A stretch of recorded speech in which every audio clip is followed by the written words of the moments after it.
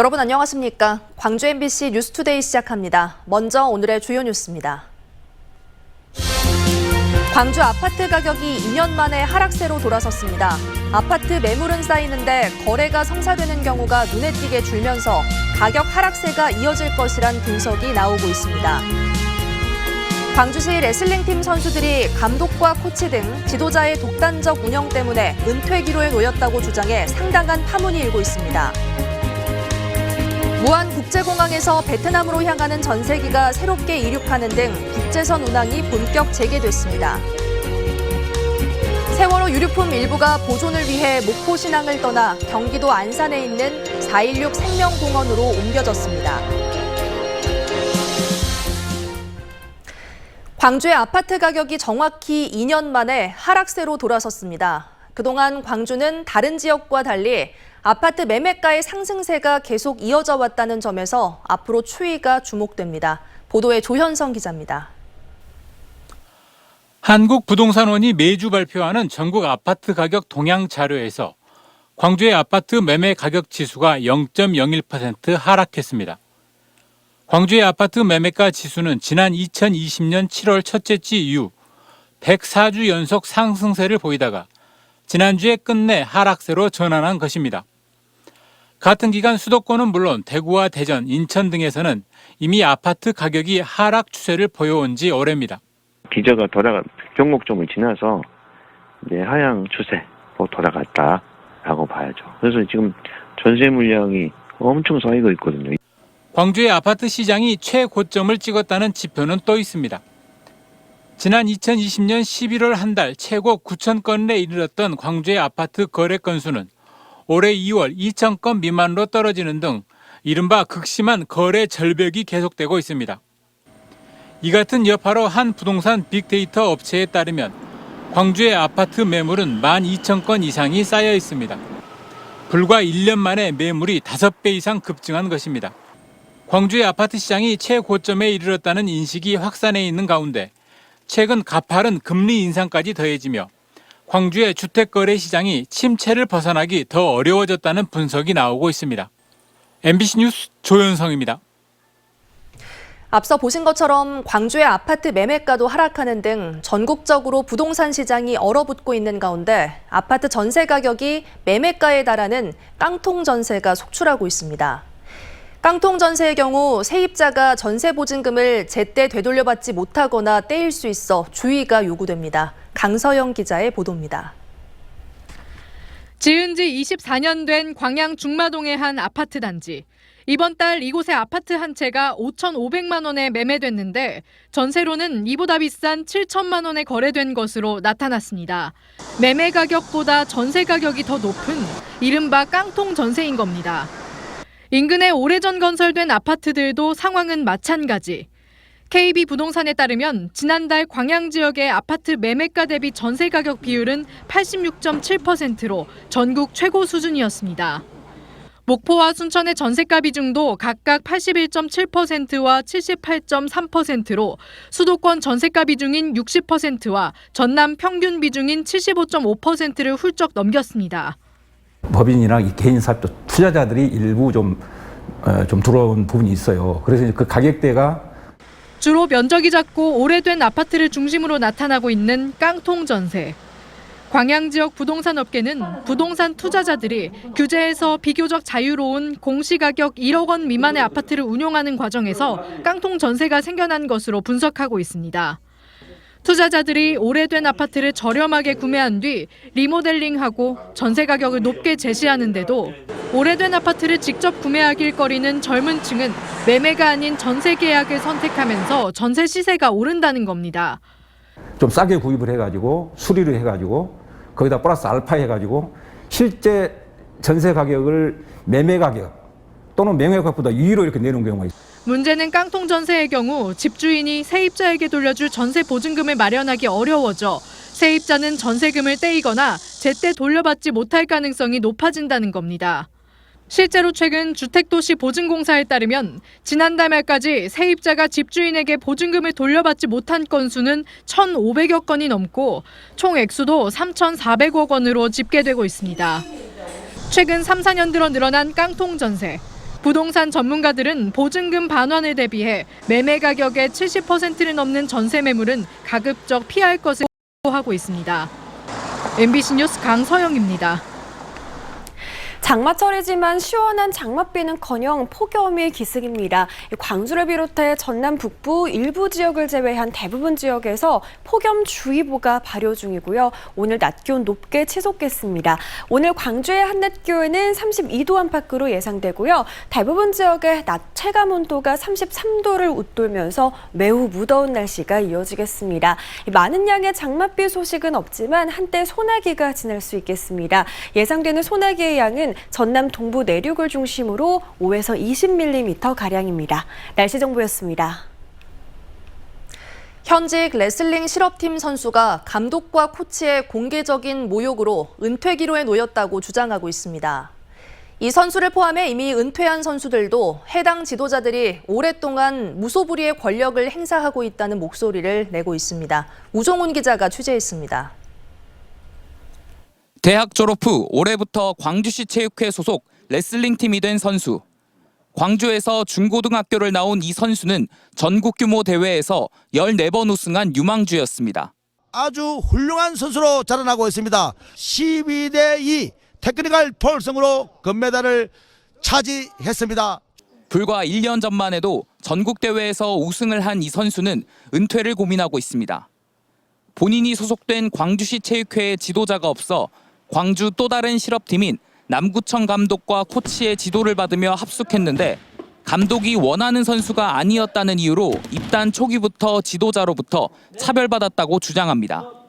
경량급 선수임에도 초중량급 선수와 연습 시합을 강요받으며 부상 위험에 놓였고 이를 영상으로 촬영해 선수들과 돌려보는 등 공개적인 모욕을 당했다는 겁니다.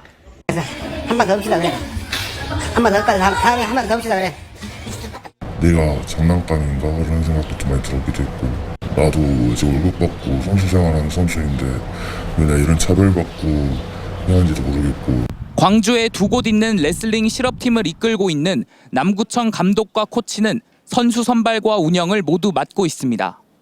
남구청 레슬링팀은 감독이 영입할 선수를 추천하면 단장인 구청장이 위촉하고 있고 광주시 체육회는 종목단체인 레슬링협회가 추천하면 공무원과 체육계 관계자가 심의 의결하는 구조인데 남구청 감독이 이 협회 추천을 담당한 간부였습니다. 사실상 실업팀 선수 관리에 전권을 쥐고 있는 셈입니다.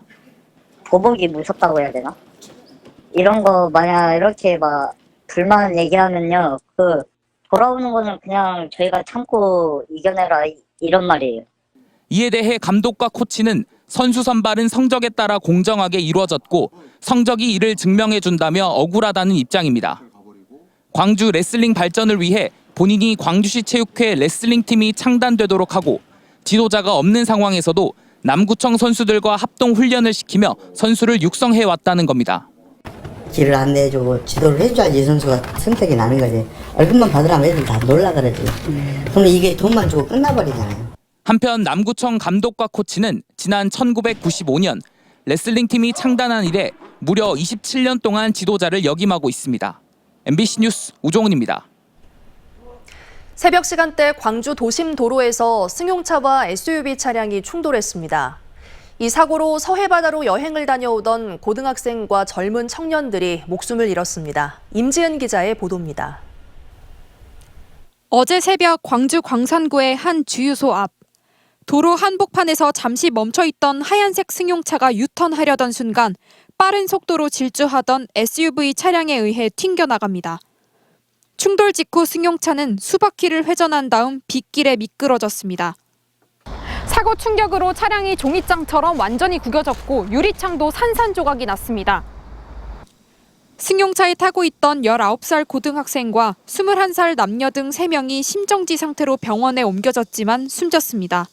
SUV 운전자와 동승자는 가벼운 부상을 입어 병원에서 치료를 받고 있습니다. 심정지 상태에서 저희가 흉부압박이랑 기본 소생술을 실시하면서 병원을 이송을 했어요. 현장에서도 이제 심장이 안 뛰는 상태였었어요. 고등학교 때부터 알고 지내던 사이인 이들은 영광군으로 바다를 보러 다녀오는 길에 사고를 당한 것으로 드러났습니다. 사고 차량은 렌터카로 운전 면허를 소지하고 있던 고등학생 신모군이 직접 빌린 것으로 확인됐습니다. 그런데 사고 당시 탑승자들이 차 밖으로 튕겨나가거나 조수석에서 발견돼 운전자는 아직 특정되지 않았습니다. 그냥 나가다가 3시 50분쯤에 헤어지고 연락이 안 돼가지고. 사망자의 음주 여부는 일주일 이후에 예정이고 SUV 운전자는 음주 상태는 아니었던 것으로 알려졌습니다. 차량 과속 여부는 교통안전공단의 정밀 감식을 통해 판명될 예정입니다. 경찰은 CCTV 분석과 SUV 운전자의 진술을 바탕으로 정확한 사고 경위를 조사하고 있습니다. MBC 뉴스 임지은입니다.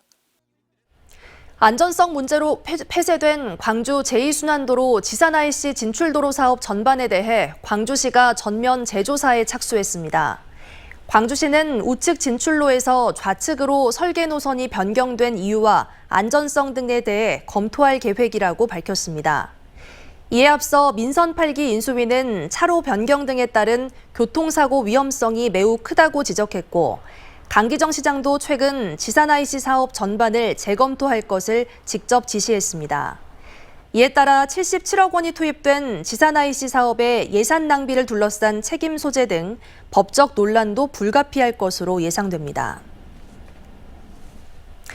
5.18 기념재단과 5월 단체가 5.18 정신 헌법 전문 수록을 주제로 세미나를 가졌습니다. 5.18 기념 문화센터에서 열린 세미나에선 지난 20대 대선 주요 후보들의 공약이 5.18 정신을 헌법 전문에 싣는 것이었다며 개헌을 추진하기에 적기라는 의견이 모아졌습니다. 이번 세미나는 5.18 정신의 역사성과 철학, 5.18의 헌정적 가치, 민주주의와 5.18 정신이라는 주제로 발제와 토론이 진행됐습니다.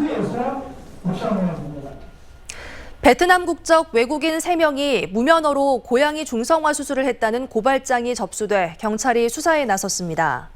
광주 동부경찰서에 따르면 베트남 국적 외국인 3명이 마취도 하지 않은 채 수의사 면허 없이 고양이 중성화 수술을 하는 등 동물 학대를 했다는 고발장이 경찰에 접수됐습니다.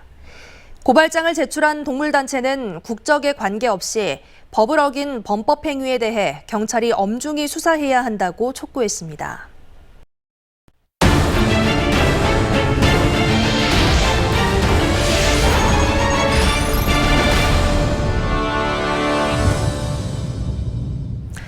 수년간 컨테이너에 보관됐던 세월호 유류품 일부가 보존을 위해 목포신항을 떠나게 됐습니다.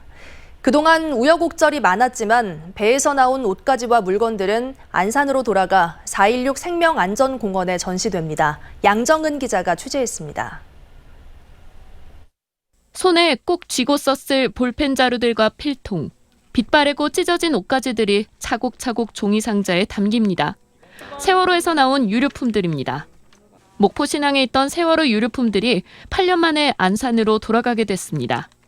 많은 분들한테 세월호 참사에 대한 기억을 다시 한번 일깨워줄 수 있는 그런 복원 작업을 현재 실행하는 작업입니다. 이번에 목포신항을 떠나는 세월호 유류품은 교복과 소지품 등 유류품 65점. 세월호 선체 안에서 나온 펄 5톤가량도 보존을 위해 함께 옮겨졌습니다. 무전기와 항법장치 등 세월호 선체 부품과 세월호의 설계도면 등 증거품들은 따로 보존될 예정입니다. 하지만 세월호가 있는 목포신항에는 아직도 1만여 점의 유류품이 남아있는 상황. 제한된 예산 속에서 보존 작업은 더디기만 합니다. 100점 정도 전후로 이렇게 할 수밖에 없으니까 이게 수십 년 걸린다는 얘기가 되는 거거든요. 보존 처리가 빨리빨리 진행이 되고 그랬으면 좋겠다.